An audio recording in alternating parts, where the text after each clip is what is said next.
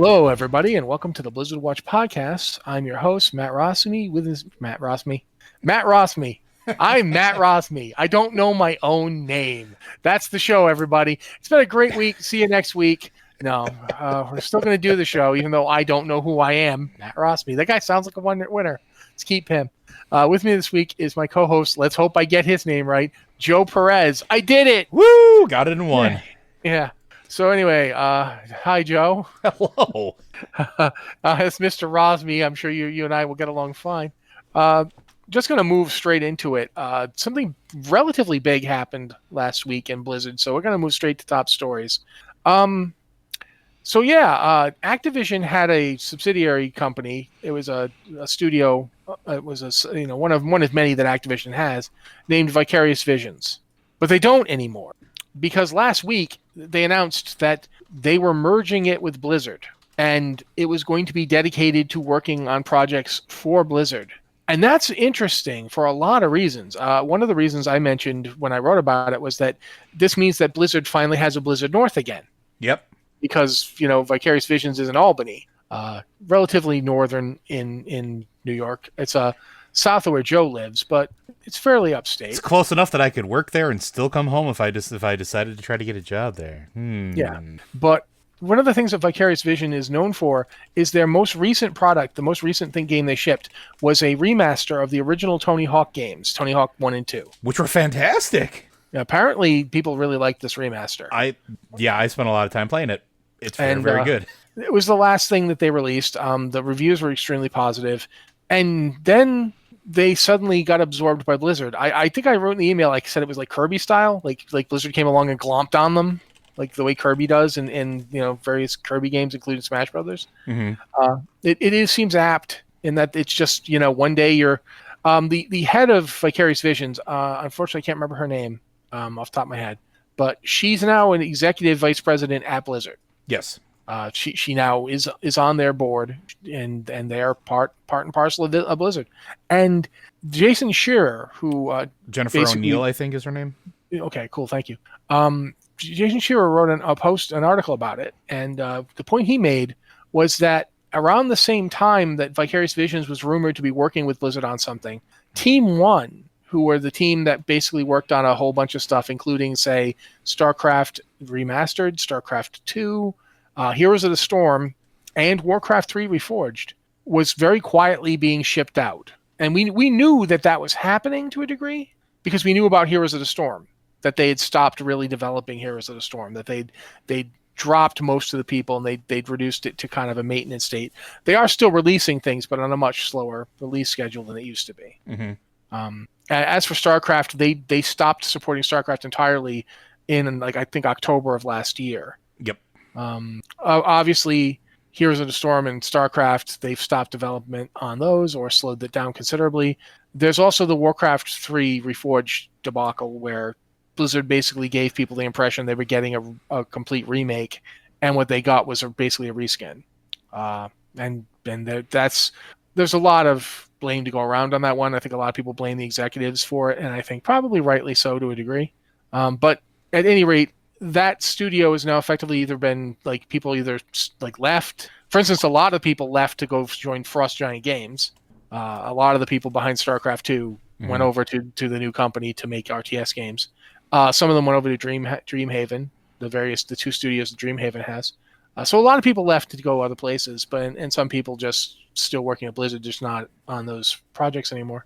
But apparently, the rumor that Schreier is believing in is that Vicarious Visions will be the ones doing that kind of thing in the future, and that they're already working on Diablo 2. Yeah, that was rumored for a while ago. It was rumored before this was ever announced. We wrote about it early last year. I think it was March or even maybe as late as June, but by June of last year, we wrote a post about it, about Vicarious Visions working on a Diablo 2 remaster, because it was just after the original. Bill Roper basically said, if they're doing a remaster, I don't know how, because we lost all that stuff. We had to finish the game, we had to get lucky and find a person who had the game at home on their home computer. Funnily enough, I have an interview with Bill Roper where he recounted that entire story. Yeah, so there's there's been interest in it for a while, but we've heard very little. We've heard nothing about it, and we don't, for that matter, we don't know for sure that that's what Vicarious Visions will be doing But at Blizzard. We do know it's something that they do. I mean, the Tony Hawk remaster is just one of several. They do remasters and they do ports. Yeah, I think they ported the original Doom 3 they did. to Xbox. I think it would have been right around the time the 360 was coming out. It was like 2003. They ported Doom 3 to the Xbox. So they've got a lot of experience with. They did a ton of Game Boy Advance titles. I think they did the complete. I want to say Crash Bandicoot. So I'm gonna go and look some of this stuff up. But Okay, so they've done a lot of stuff like that. So I think honestly, them doing a Diablo 2 remaster, if such a game is being done, does feel like a slam dunk no brainer. It absolutely does. But to me, I feel like Blizzard has been trying to put games out on the Switch for a while. They put Diablo out on the Switch because they'd already had Diablo on several other consoles, but they also put Overwatch out on the Switch to mixed results. I don't think anybody decided that Overwatch was going to be the game of choice on the Switch, and part of the problem was, of course, that the past year, the only game anybody was playing on the Switch was Animal Crossing for a long time there, but. I feel like Vicarious Visions, with their expertise in both remasters and in ports, that's something Blizzard would like to do. Well, it makes a whole lot of sense too, because it's an important market, especially now with the PS5 releasing and the Xbox One Series X and the pretty much more than rumored update to the Nintendo Switch that's on the horizon. You want to be able to capture that market because that market is starting to bridge the gap between PC exclusivity and consoles, especially with Microsoft really pushing crossplay between PCs and like the Xbox consoles themselves, because yeah, absolutely. like when you I don't know if people have noticed, but one of the updates that have come out through Windows 10, if you have a Windows machine, is an Xbox app, and it's an Xbox app specifically to play your Xbox games from your Xbox on your PC. So like there is a market for that, and vice versa. So Yeah, it's an expansion of the thing that they did a while back, where you can play an Xbox game directly on your like iPad or tablet, and that's pretty advanced right now. You can seriously play a complete Xbox game on your tablet if you have a tablet that can handle it. Yeah, and with other things that are coming out, it's becoming more common to now stream from whatever device to whatever device. But going back to the original point, it's a huge market share that a lot of people who are maybe going to buy a PS5 and an Xbox One or Xbox Series X aren't necessarily going to want to have like a high-end gaming PC. There is some crossbleed, but I'm just saying, if they don't have an high-end PC, how are they going to play that Overwatch 2? Because don't forget, that's on the horizon still. That's still in development. That's a game that's going to come out. Having a development team that specifically works on taking your code, your games, and does nothing but focus on the console release is a smart idea, because that team can work solely on that, and the other team can work solely on the base game itself or whatever they're doing for the PC release, and you don't have to split time between development groups. And we just talked about this in the pre-show a little bit. When you have too many projects or too many things inside of a project, you get poor results. And like you said, Overwatch on the Switch, it wasn't exactly stellar. It was there. It functioned mostly. But its frame rates were bad, which is really not great for an FPS, not for a competitive FPS. Yeah, and the internet connection didn't work as well as they'd hoped either. Right. I believe that the Switch has gotten better at that sort of thing. I feel like they've done good work with, say, Animal Crossing, which has a lot of internet connectivity. Oh yeah. But one of the things I was thinking about too is, while this is all true, and I absolutely feel you on the concept of a dedicated port team, like and they also do remasters, and a dedicated remaster team is also good to have. Yes. But think about what just happened with Diablo Immortal. I gotta think one of the things Blizzard is thinking is, we don't want to have to rely on NetEase if we want to do mobile. Oh yeah. If you want to do mobile games, if you look at the structure of Activision, there's like multiple subsidiaries. The three big ones are Activision, Blizzard, and King. And King is financially bigger than Blizzard. And King is basically just the Candy Crush people. Yep.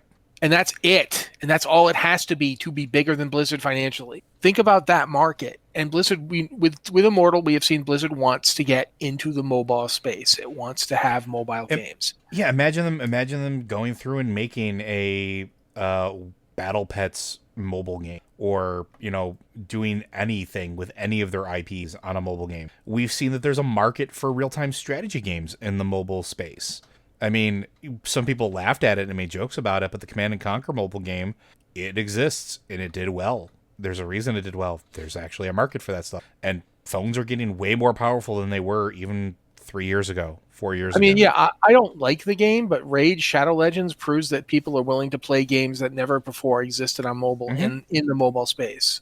They're willing to play RPGs. They're willing to play, RTSs. And I think not just porting current projects, although I absolutely think there's room to port current stuff onto the mobile sphere, but having a studio that could do mobile stuff for you. Oh yeah, and this could. I mean, they've got, maybe it's not mobile phone stuff, but they worked on multiple GBA titles. They definitely have the people there, and they could, it's having a team to do that kind of thing would absolutely be something Blizzard would have to do.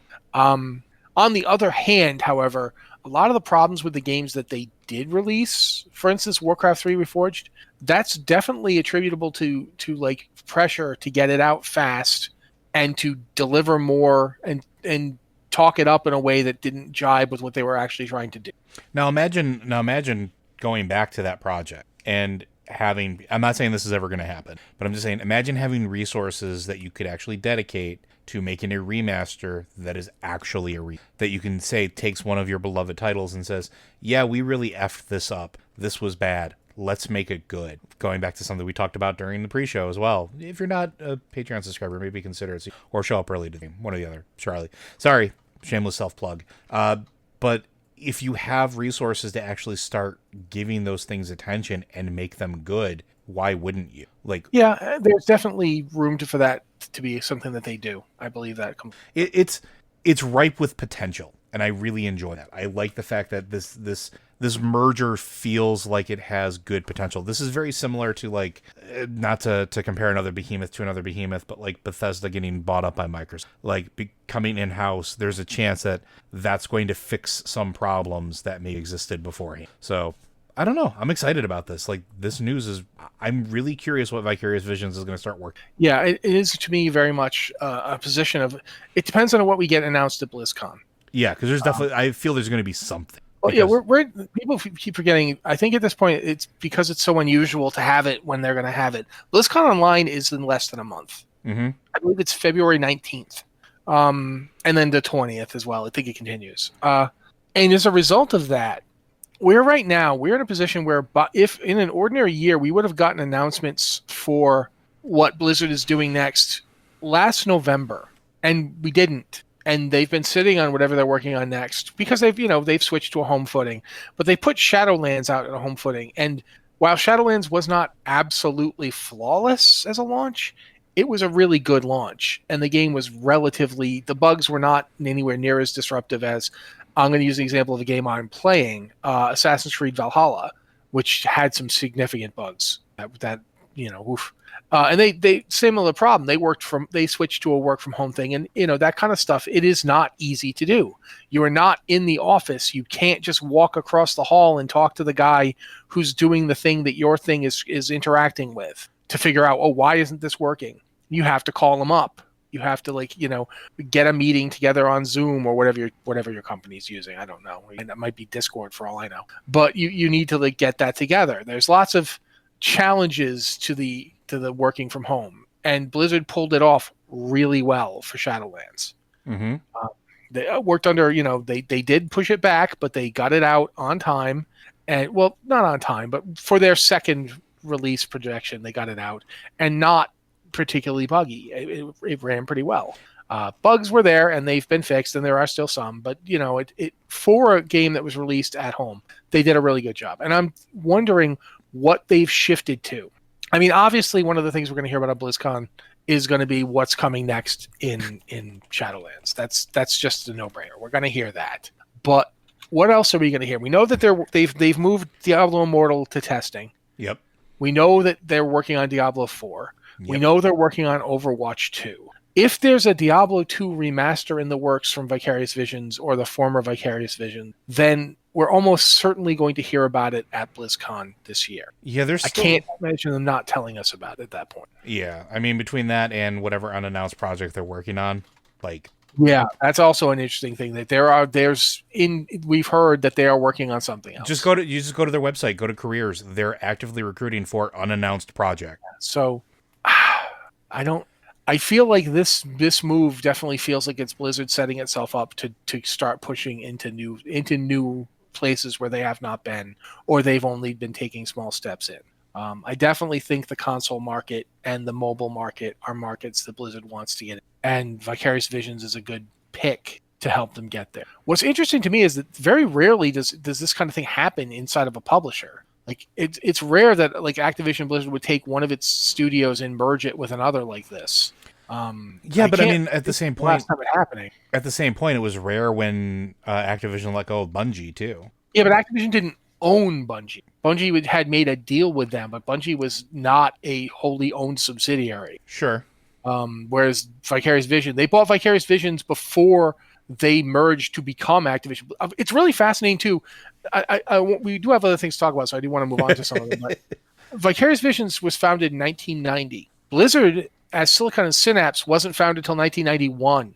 And Vicarious Visions was bought by Activision before it merged with Blizzard in 2005. Yeah. So they've owned it for like 16 years. And they've been tooling around, releasing games. They didn't get the kind of reputation Blizzard has, but they've been steadily putting stuff out ever since. Like they've been up there in Albany putting games out, doing remasters, doing ports. They did. I think one of the games that I found out they did that I didn't know they did a port of Jedi Knight 2, Jedi Outcast. And I was like, what? Wow, okay. So yeah, been out for a long time. This is really an interesting move, and what will come of it, I don't know. I would be really surprised if we see another partnership with a company like NetEase again. Yeah, and I think it's like I think you hit the nail on the head too. It's also giving them the opportunity to be in full control again, because we don't know what was going on in the background, because we heard about Diablo Immortal and then a whole lot of nothing for a very, very long time. Was that because of Blizzard? Was it because of Activision? Was that because of NetEase? We don't know. We know that NetEase said back in 2019, oh yeah, we finished it. But did they? Yeah. You know what I mean? They said on an earnings call, you don't, especially in China, you do not lie on your earnings calls. That is a bad move. When you're on an earnings call and you say, yes, we have finished the game and we have delivered it to Blizzard, and then nothing for a year before Blizzard made their big, this is the current state of Diablo Immortal post back in summer. And everyone's like, oh, okay, I guess they are still working on it. We don't know what the deal was. It could have been just, stuff got in the way. They could have had other projects. They could have been working on Diablo 4. I have no idea. I can't even speculate on what happened. But there was a delay. It feels like they're finally moving now. So, yeah, I definitely feel like that Blizzard is the kind of company that would like to have that kind of thing in-house. And by putting the head of Vicarious Visions in as an executive VP, you're saying, this person is important to the future of our company. They're not just... This isn't just the studio now gets absorbed and will service us. They're saying these people are important to the future of our company. They're important to the direction we want to go. So I think that's pretty important. But it's probably enough about that. It's big news, but we've probably talked about it a fair amount. Probably, I think, more than we maybe necessarily needed to. So yeah, we should probably move on. I was going to talk briefly about this next thing, but I don't think it's that important, so I'm just going to throw it out there, and you guys can think about it yourself. There was a post online last week. Wowhead did a thing where they rounded up the most popular tanks in Mythic. And once you get above Mythic 10 or higher... I'm sorry, I have to cough, so we're going to give me a second here. Throat very dry, sorry. 1 second. It's that whole when you have to talk for a living, folks. Definitely this. But anyway... my apologies. The post they made basically pointed out that starting off, the most popular tank in Mythics, all Mythics included, is actually Protection Paladins. Yeah. With Vengeance Demon Hunters, the next most popular. That was actually surprising to me. But once you get to 10 or above, it's all Vengeance Demon Hunters. The rest drop off to ridiculous extents. Like Protection Warriors are the least popular at like 11% across all levels of Mythics. Once you get to 10, it drops to like 5%. And once you get up to Mythic 15 or higher, it starts becoming just, I think of the top 20, the top 20 Mythic Plus groups, the ones with the best times, 17 are Vengeance Demon Hunters. Two are, I think, two are monks and one's a druid. See, I'm always curious about this stuff, and again, we don't have to talk too much about it, but like, I often think about this, and I've had talks about this with like my guild a lot. It's how much of this is driven by actual numbers and how much of this is player perception driving grouping. And the only reason I bring this up is because like I have what I call the Resto Shaman curse. I'm not a bad healer. I'm pretty dang good. I know what I'm doing. I still can't get a pug group above a +4 to take me, despite my gear level and skill. And it's because there's this pervading perception that Resto Shamans suck. And so I'm wondering if any of that plays into some of this type of distribution as well. I'm positive it does. It does absolutely. It always has. In World of Warcraft, player perception does often affect the composition of groups.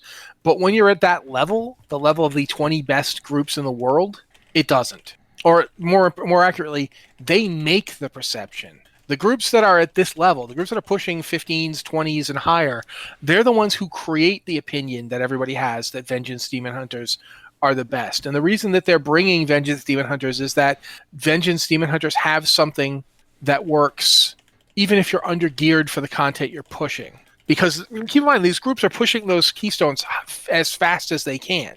They're not waiting to get geared up. They're jumping into them as soon as they can get there. As soon as they have gear that's even remotely within the realm of possibility, they are pushing that content. So it's sort of a feedback loop where there is a reason that the Vengeance Demon Hunter is the most popular tank. And that reason is that they have abilities that work really well for the mythic dungeons that they are running with the affixes they are hitting. I think one of the points that was made is that the Vengeance Demon Hunters are exceptionally mobile. Oh yeah, no, mobility is king right now. And not only are they exceptionally mobile, they have decent enough damage and decent enough cooldowns that they can become extremely tanky when they can't get away. They can tank enough, they can take enough damage long enough to get their cooldowns back and then get away and kite again. And they can do enough damage to actually hold threat while running around like a lunatic. In order for that to change, the necessary makeup of the comp would have to change. But I do think you're absolutely right that there is perceptions at work, especially when you start looking at the broader group of what goes into all mythics. Because, yes, people doing mythic 20s are min-maxing everything. People doing mythic 3s are not. Like Joe just said, he had a hard time getting a pug above a 5 because people think that shaman aren't any good. Those people don't really need the best possible healer in order for that to work. They're doing it because they've seen other people do it. Mm-hmm. That's how it comes down to. But at this point, we should probably move on to do some emails. If you don't mind, Joe. Actually, this week, I'll be up front. This week, we didn't get any emails. This is all from Discord. If you have a question for us, you can go to our Discord. We have two channels, the Patron Q and Podcast Questions channel, which we used for this episode of the show, and the Q Questions channel, which is not for Patreon support. It's for non-Patreon supporters. We like to go with Patreon supporters first because they support the site and keep us able to do the show. If you don't mind reading them for us, Joe? Not at all. First one comes from our good friend Bruce. Hello, Bruce. Hey, Matt and Joe. Matt's got me in a meta question frame of mind. I'm thinking this is a lore watch fodder, but it could work for Blizzard Watch too. Well, we know how this one worked out because Matt got to the question first. Blizzard comes to you and says, we'd like to have less of that series binging feeling in WoW. What do you change and what feeling do you head for? That's an interesting question. I mean, I don't dislike the series binging feeling. I think it works pretty well for WoW, to be completely honest. But if I was trying to go with something, I'd probably try to go for something that felt more like... since it is such a big thing... I'm sorry, do you want to say something? I was going to say, like, I thought you were going to say, like, episodic content like Star Trek Online. No, I think that the binging thing is episodic. I think it feels very much an episode. I would actually say something more along the lines of the MCU, which is got an episodic feel to it, but it's very much like this self-contained thing it will have connections to the next thing, but it won't necessarily one for one follow it. That might be a way to go. Because the thing is MMOs in a way pioneered the streaming content landscape Yeah, they kind of did. before it was a thing. Before we knew that that's how we were going to consume all media, MMOs were already that kind of thing. But one really decent example to look at the kind of thing you could go for is to actually go back and look at WoW Classic. Because WoW, before it got its first expansion, WoW was a game that every patch delivered something new and distinct. Mm-hmm. It wasn't, in a way, WoW up until 2007 had several expansions, and each of those expansions was a self-contained patch. So you went from Molten Core and Onyxia at launch to Blackwing Lair, which then now it's the top of the exact same mountain, but it's a new raid, new stuff. Then you had Encourage, Mm-hmm. and you had Zul'Gurub come out, and just each of these things was different and distinct, but they were still part of World of Warcraft, and you could do that with your expansions. I think that Battle for Azeroth actually kind of tried to, where you started off and the first raid of the expansion was Uldir. The second thing was that Dazara lore and Crucible of Storms thing, which connected to the greater plot, but were very distinct. They weren't much like what Uldir was like at all. And then Ashara's Eternal Palace definitely came hard upon them, but it also felt very distinct. And finally, Ny'alotha, again, very distinct. So you could try to recreate that feel if you really wanted to make it different. Yeah, I keep going back to some of some older MMOs and how they did story arc. And it's a very superhero-y type thing. So you're going to have your City of Heroes, you're going to have your Champions Online and DC Universe Online, where they did things in a story arc. So you had almost like a set season where a particular storyline played out. And then the next one would go, and it didn't necessarily have to be tied into the previous one. It could be a completely different thing taking place in a completely different section of whatever, dealing with completely different storylines and NPCs and things like that. And I kind of like how that works. WoW does have a very bingey feel, but I already think that they're starting to take steps away from that.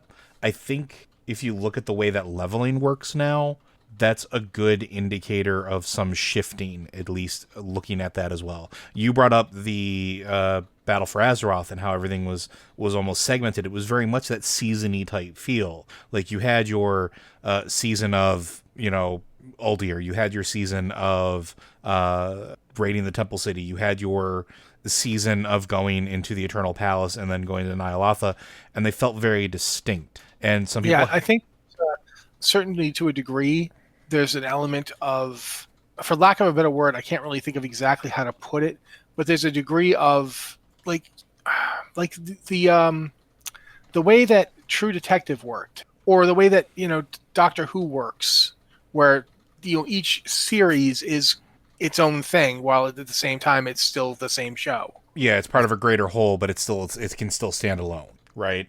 Like, I think that's part of what's been missing from, at least in my opinion, WoW to a certain degree.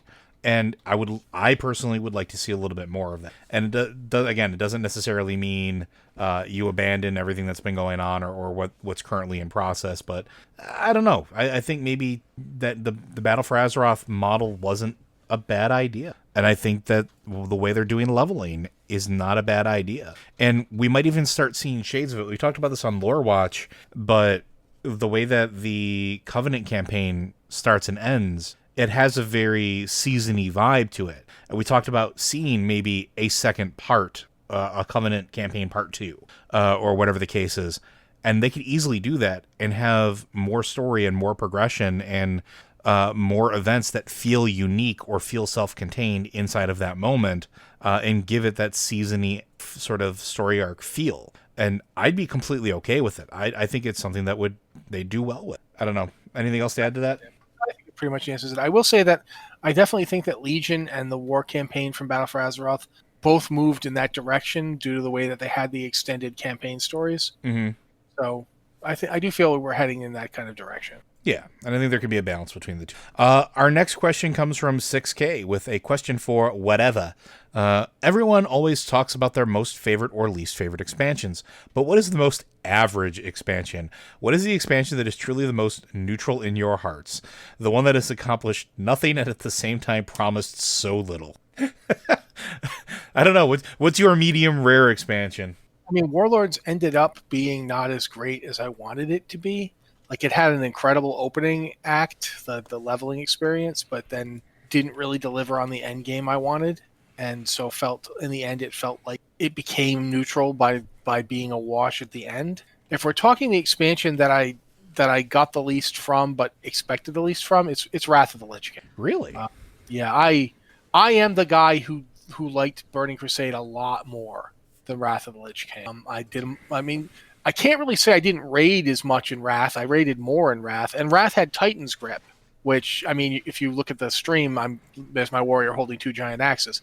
I like Titan's Grip, but in general, I felt like Wrath was the expansion that traded on nostalgia to an unhealthy degree. Burning Crusade definitely had its nostalgic moments in that the main villain was Illidan and we were going to Outland, but we knew nothing about Outland. And everything we found out was new and different and weird. Yeah.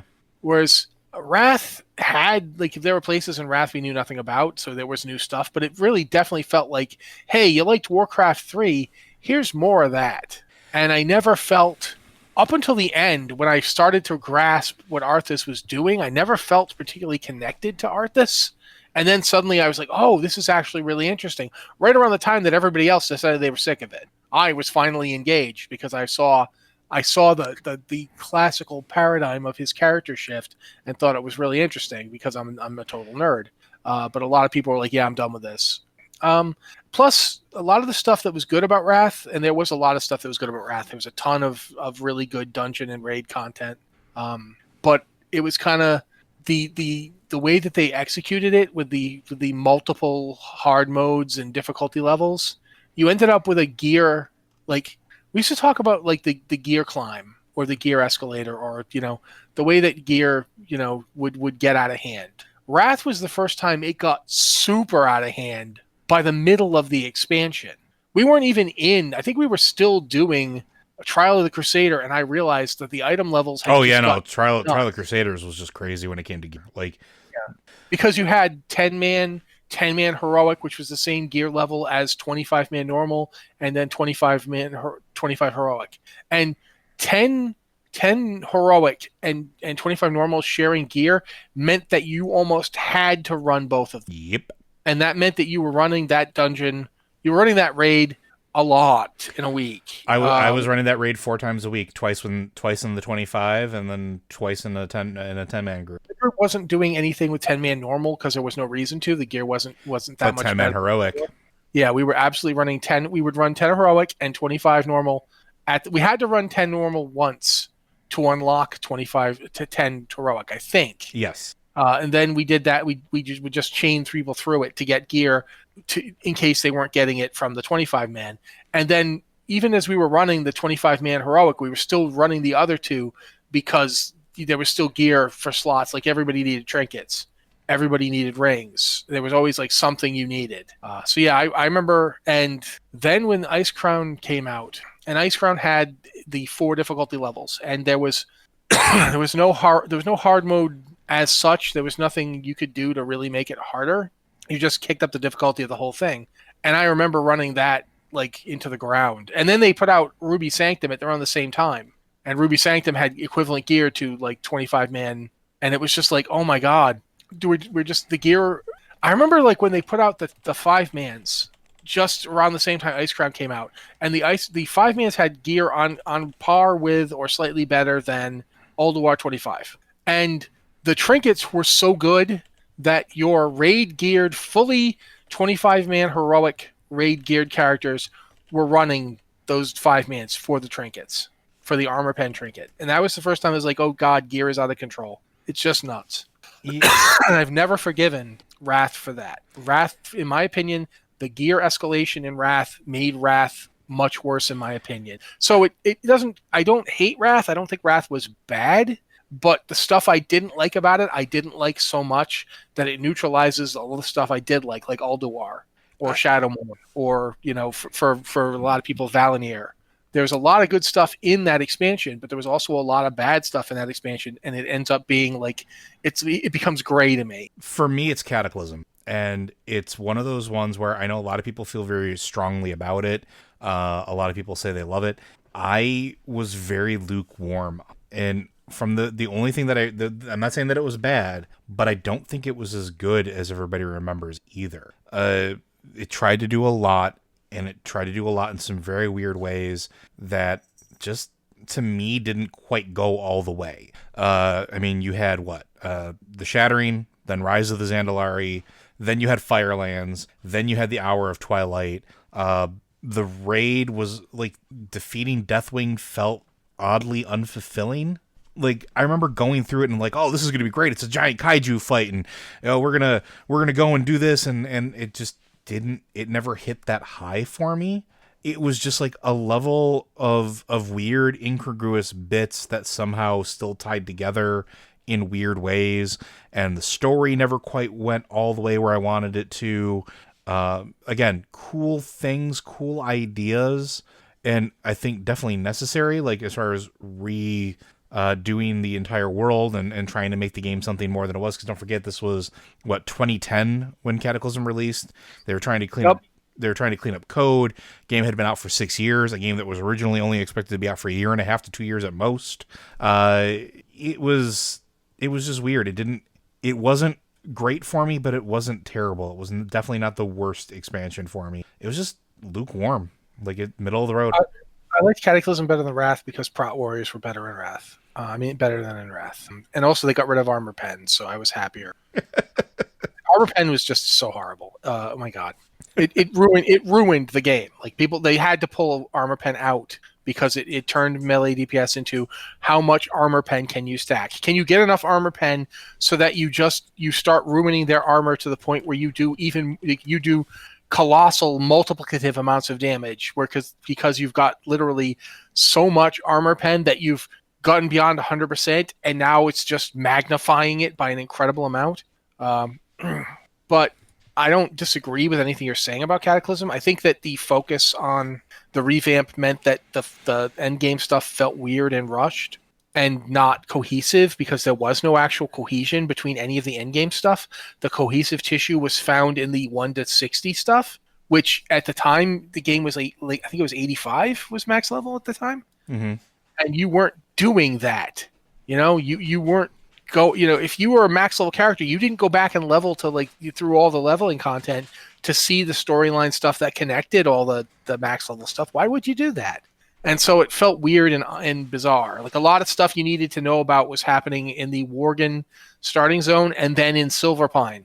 So if you were you'd level a Worgen to level 15, then you had to hop on your orc or your undead and go and level to in Silverpine for 10 levels. And then you'd start to understand what was actually happening. It's like, what? This doesn't make any sense. So yeah, I mean, like I said, I think that for me, Wrath was the real one for that. But I can see why you'd say Cataclysm. There was definitely some stuff in that. I think that to a degree too, the problem with Cataclysm was that we never got the Deathwing from the books. No, we didn't. We didn't get smarmy, clever, sinister, thinking man's dragon Deathwing. We got a kaiju, like you said, which is fine, but when he wasn't a kaiju, even when he was in quote unquote human form, he was just nuts, like comically, cartoonishly nuts. In a way that he didn't plan. The Deathwing from the books planned. He was brilliant in the books. He had schemes. He had schemes on schemes. You should definitely get a sense from Deathwing that whatever he wants you to do, you might end up doing it because you don't have a choice, but that's because that's the way kind of planner he is. Mm-hmm. And we didn't get that at all. No, and yeah, it was just one of those weird things, but I don't know. I think we should move on because I think we have just enough time for probably one more forward. Going for the last one then. What's that? The last one then, because I want to talk about that one. The Diablo one? Yeah. If we're going to do only one more, that's the one I want. All right. So this one comes from Davos. Not sure how to pronounce your name. Sorry. So, Diablo 4, we have Lilith returning, and the world is in bad shape. Sanctuary having fallen apart after the events of Reaper of Souls. Did the Nephalem return from defeating Malthael, or did the Nephalem infusing themselves with death in order to stop him mean they were somehow trapped there, or destroyed? Maybe Tyrael attacked them after his realization that someday the Nephalem might be tempted to turn on the angels. Any idea? I mean, we don't know. Clearly, they've only dropped little tiny hints. Mm-hmm. I don't. I hadn't thought about this. Like, had you thought about this? Not really. I hadn't thought about this at all. But that could be the case, because I mean, it would make sense in a weird sort of way. Honestly, I kind of hate when I agree with people. So let me find ways to poke holes in this. But I mean, seriously, like, we don't know. Like, where's Tyrael? We don't know. Like, what happened to Tyrael was making his new Horadrim, and now suddenly, like, they don't seem to be around, or if they are around, they're clearly not being led by him anymore, because one of them helped open up the door and let Lilith back in. So, yeah, it's interesting to think about, like, the fact that we don't know where Tyrael is or what he's doing. We don't know where the Nephilim went. We don't hear anything from the angels. The angels apparently sealed up heaven and haven't, like, they're not responding or dealing with Sanctuary in any way. And it certainly seems, at least, that we know at least two of the original lesser evils have returned. With Duriel and Andariel are back in Diablo 4. So, yeah, I mean, maybe that's what happened. Maybe the reason that heaven is quiet is because the Nephilim went up there and wrecked it up. Because we did. Well, I don't. We didn't, like, wreck it. We saved it, but yeah. Maybe they went back up after and finally cleaned house and just destroyed all the angels. Maybe they're all dead. Well, because I mean, it's an interesting concept, because, like, go back and read some of the books if you haven't. Like, the angels are not necessarily good guys. Good is not something the angels are about. Order is something. Yeah, and there's a distinct difference between order and the concept of good, right? And we talk about this a lot on the other podcast, but, like, the angels want things to be a very specific and strict way. The angels don't necessarily want the Nephilim to exist. That is a point of conflict at several points. How long before the Nephilim really sit down and realize, look, we got to deal with the prime evil? Sure, we've dealt with them how many times? But that heaven keeps coming down and messing with things, especially after the events of Diablo 3. Because, like, yeah. Malthael was definitely an angel, and his forces were all also angels, and they were like, people in droves before they even tried to just kill all of us in one go. They tried to just kill literally everybody in Sanctuary. So that could actually be where the Nephilim is. Maybe the Nephilim declared war on heaven and is, like, currently smashing their way through. You know, the angels are now stuck in a conflict with them, and that's why they can't respond, or, the demons are free to make their move on Sanctuary. Maybe that's why Lilith can come back. I don't know. I was going to say, it would be an interesting impetus, too, for Lilith coming back as well, and for what we suspect might have been her former mate in that cutscene, being torn alive by hooks and tortured to madness. Yeah, there could be a reason that now is the timing for it, and it might actually tie back to that. Because if you need somebody who knows how to mess with angels, why not bring back Lilith? Why not say, hey, Mom, they're mean to us. We want to go and get our ball back. They won't give it back to us after it went over the fence. And yeah, she could easily help with that. And with her own agenda, of course, because it's Lilith, and if she doesn't have her own agenda, what are they doing? The original agenda was literally to create the Nephilim so that they could win the eternal conflict. Yeah. But now this is a good chance to win the eternal conflict, isn't it, if that's the case? I mean, and also having a former angel that's now tortured and was freely given to the demons in order to be tortured in hell. Yeah, I could see opening that door, bringing her back, being part of the Nephilim's trick to say, hey, this conflict is starting to tear our world apart, and we're done. We've had enough. That would be interesting. I don't know. Yeah. I mean, we got a couple minutes left. Anything else you want to add to that one?